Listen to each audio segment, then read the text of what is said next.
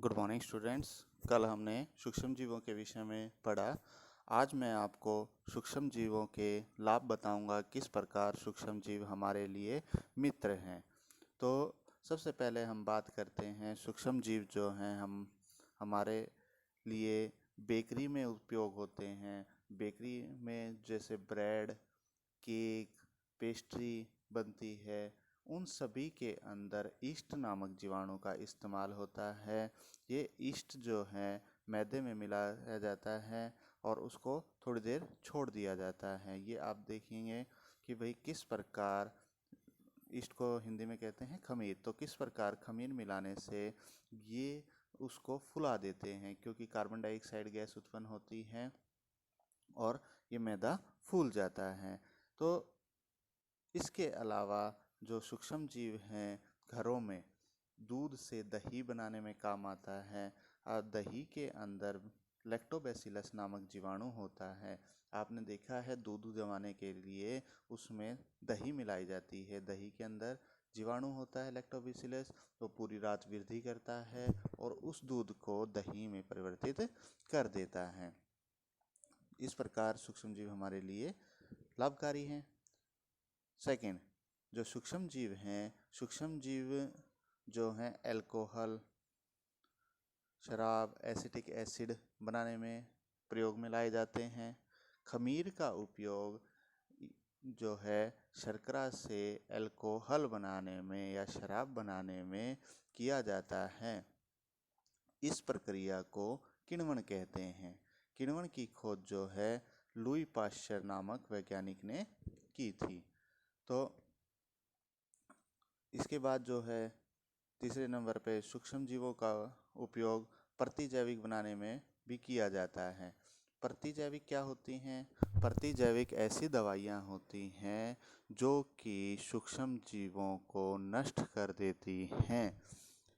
तो ये जो प्रतिजैविक होती हैं जैसे कि स्ट्रेप्टोमाइसिन, टेट्रासाइक्लिन, एरिथ्रोमाइसिन, ये कवक, जीवाणु या फफूंद से तैयार की जाती हैं।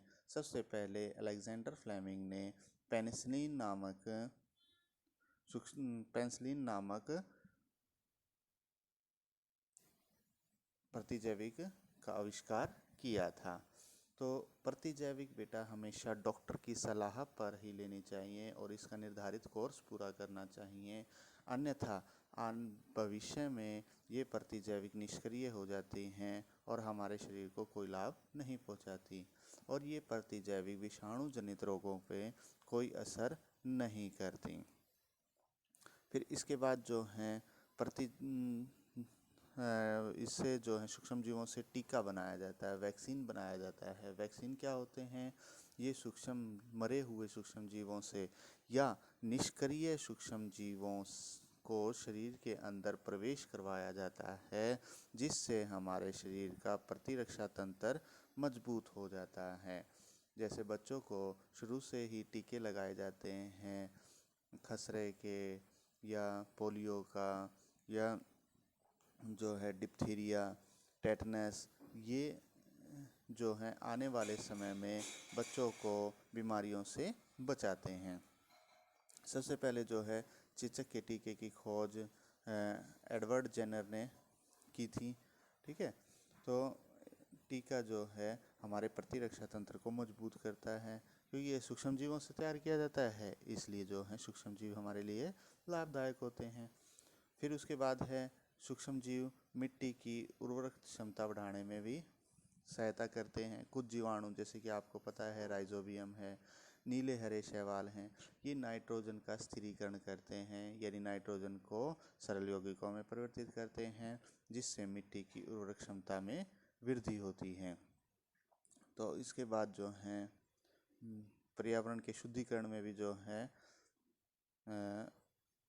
सूक्ष्म जीव उपयोगी होते हैं, क्योंकि जिस पर जो जंतु मर जाते हैं या पौधे विगलित हो जाते हैं उनको सूक्ष्म जीव ख़त्म कर देते हैं, एक अपघटक का कार्य करते हैं और इस प्रकार हमारे पर्यावरण को साफ सुथरा रखने में भी सूक्ष्म जीव सहायक होते हैं।